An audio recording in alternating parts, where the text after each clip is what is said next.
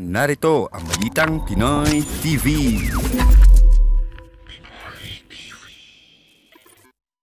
Magandang araw sa atin lahat mga kababayan. Dito na naman tayo sa another episode ng ating vlogs. Pag-uusapan natin ngayon, ito po, no, not entering into into a gentleman's agreement with Xi Jinping ay isang treasonous ayon sa aming magaling na senador na si Ontiveros. Ontiveros, iimbestigahan mo ba si Biden? Nakikipag-usap kay Xi Jinping. Ayan po mga kapatid, no? Ito po, kitang-kita po natin, no? Yun pong anong tawag niya? Yung pong mga may suliranin na mga bansa sa bawat isa. Yung pinakamalalakas na kapangyarihan, yung number 1 superpower at number 3 superpower. Pareho pong malalakas, no? Pareho pong mayroon pong military might, ay pinipili po nilang mag-usap, no? Hindi po magbakbakan. 'Di ba? Sana nakakakuha tayo ng tip diyan, no, sa ating pamahalaan. Hindi po masamang makipag-usap. Hindi po masama ang pakikipag-usap. Yan ang sinasabi natin eh. Okay, punta po tayo. Samantala, nagwawala po si De Lima. Bakit po nagwawala? Dahil po diyan sa gentleman's agreement, no? Nakapokus kasi yung kampanya niya diyan. Nalito siya, kung may gentleman's agreement ba o wala. Ano ba talaga? Kaya nagwawala po si De Lima at dahil diyan tinawag niyang Judas itong nagtatalo-talo na si Panelo at saka to si Roque. Ano pa ba ang pag-uusapan natin? Marami pa po tayong pag-uusapan. Pag may oras pa po ay tatalakayin rin natin yung mga balitang nakakasama ng loob. Mga announcement po ng mga cabinet officials ng ating Pangulong Marcos ay nakakasama po ng loob. Yan po ang paglilingkod natin. Pero bago yan, kung bago ka pa lang dito sa ating channel, mag-subscribe ka na. Dahil ito lang ang tanging channel na may kinikilingan, may pinapanigan. Una sa balita, huli sa impormasyon, kaya ano pang hinihintay nyo? Pindot na. Okay, pag-usapan. Ito po, no? Bago po yan. Mga masasamang ano muna. Ito po. Unahin muna natin to bakit po nagwawala si De Lima? Sabi ni De Lima, galit na galit. Mga Judas kayo! Mga Judas. Tinamaan ako yung nakailag lang ako eh. Mga Judas! Gigil na gigil si De Lima. Ito po, basahin natin yung sinabi. 2 years after they left office. Dun pa lang po, Madam De Lima. Dating Senador De Lima. Tama yung sinabi nyo. 2 years after they left office. Wala na po dapat usapin. Kung may dapat kayong magalit dyan sa nagaganap ngayon sa West Philippine Sea, matalino po kayo, hindi po kayo kasing talino ni Ontiveros eh. Alam nyo kaya nagagalit si De Lima, alam niya yung ginagawa niya. Matalino siya, abogado siya, dati siyang DOJ secretary. Hindi ka po gagawing DOJ secretary nang wala kang alam sa batas eh. Matalino po ang lahat po ng DOJ secretary. Nilalahat ko yan. Matatalino yan sa batas. Kaya alam niya po. Dyan pa lang, Madam De Lima, sabi mo, 2 years after they left office.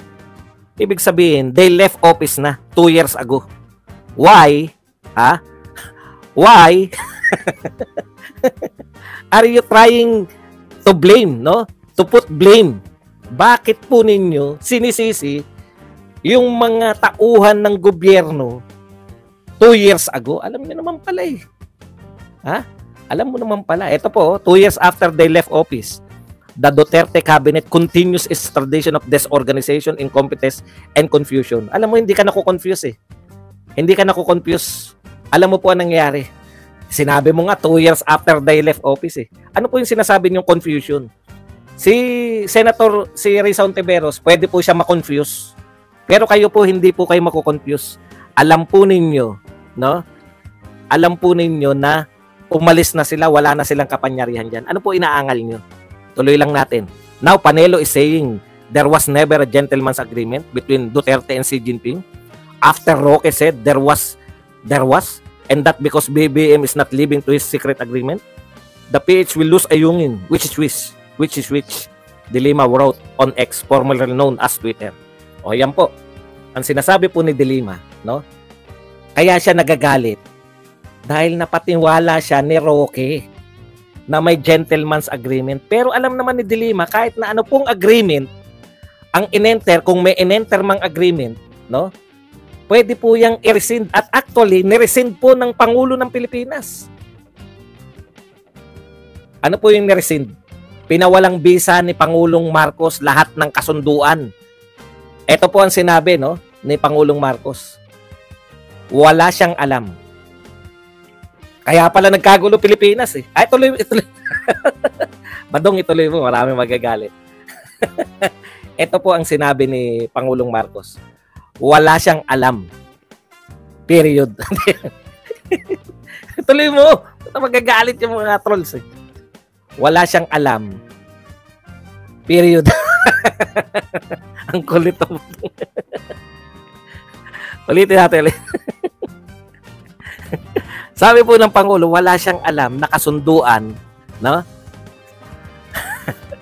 Sa pagitan ng mga dating Pangulo ng Pilipinas at ng China. Ulitin ko lang ha, sa inyong lahat, pati sa mga troll na nakikinig. Sa mga troll na, alam mo yun, yung hindi nagpapakita pero yung may mga tenga. Okay.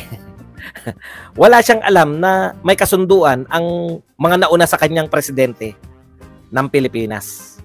No? Kung mayroon man, nalusutan man siya, kung mayroon mang kasunduan hinggil dyan sa pamimigay ng teritoryo ng Pilipinas, nire-rescind na niya. Pinapawalang bisa na niya. Ano yung sinasabi mo ngayon, Laila de Lima, na naguguluhan ka kay Roque at kay Panelo? Wala nang pakialam si Roque at Panelo sa nagaganap ngayon sa West Philippine Sea. Dahil kung may kasunduan man, wala na yan. Pinawalang bisa na yan ni Pangulong Marcos. Si Ontiveros, pwedeng maguluhan, de Lima. Huwag na tayong magbuluhan. No, parang ganito yan eh. Yung level natin, de Lima, alam na natin yan. No? Na lahat na nangyari dyan, kay Pangulong Marcos na. O, siyempre yung level ni Ontiveros, nalilito pa yan si Ontiveros. Hindi ka naman dapat malito eh. Alam mo eh. Di ba? Parang ganito yan sa mga vlogger, di ba? Ako hindi nalilito, alam ko yan ano. Pero yung sila Jared, sila Maravillas at iba pa. Ayan na nalilito pa yan. Kasi ang alam lang naman yung mga yan, babasa, tatawa. Kukubra. O kasi meron silang mga sponsor. Kayo minamasamahan nyo. Kukubra kasi may sponsor na yung padala ng pera, di ba? O yun yung kubra, huwag nyo masamain. Si Maravillas kukubra kasi nagtinda ng pampapogi. Kayo talaga, oo. Okay. Kaya ka nagagalit, ha? Kaya ka nagagalit, de Lima, dahil maganda na yung litanya nyo eh. Ha? May gentleman's agreement. Nakakabanat ka na eh. Binabanata mo na, lintik na gentleman's agreement yan. Yan na nagpahirap sa atin. Nabibira mo si Duterte. Eh biglang nagsalita si Panelo. Walang gentleman's agreement. Back to zero na naman kayo. Napahiya ka ngayon kasi sinakyan niyo yung si Roque na may gentleman's agreement. Lahat ng banat mo kay Duterte, doon nakabatay sa gentleman's agreement. Eh sinabi ni Panelo, sabi ni Duterte, wala. Whatsoever. Walang gentleman's agreement whatsoever. Punta tayo rito kay Risa Ontiveros. Kaya ikaw, yung sinabi mong hudas sila, naghudas sila sa'yo. Kasi maganda na yung atake mo eh. Lamang ka na lahat ng dyaryo eh. Di ba? Naghugas sila sa'yo. Naghudas. Hindi naghugas. Naghudas. Hudas sila sa'yo dahil yun na yung gusto mong paniwalaan.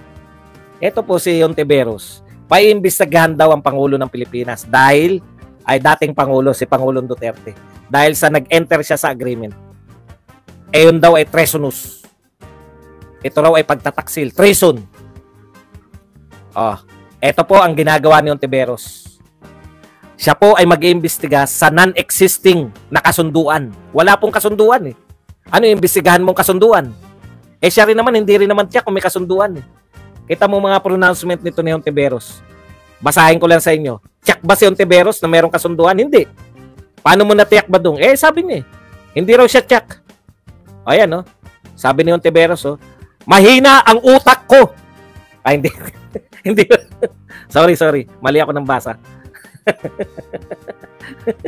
Hindi mo sinabi na mahina utak ko. Nasaan na ba yan? Eh, mga to. Nawawala eh. Okay. Inihain inihain ni Risa Hontiveros ang kanyang ito, sabi, inihain ni Hontiveros ang Senate resolution na layong imbestigahan ang secret deal ni dating Pangulong Duterte at China. Yan, secret deal. Hindi gentleman's agreement, secret deal. Ito na nga mga kabalita. Ano na ang masasabi nyo patungkol sa balitang ito? Please comment down below mga kabalita. Pag-usapan natin yan sa comment section. At kung di ka pa nakasubscribe sa ating channel, baka naman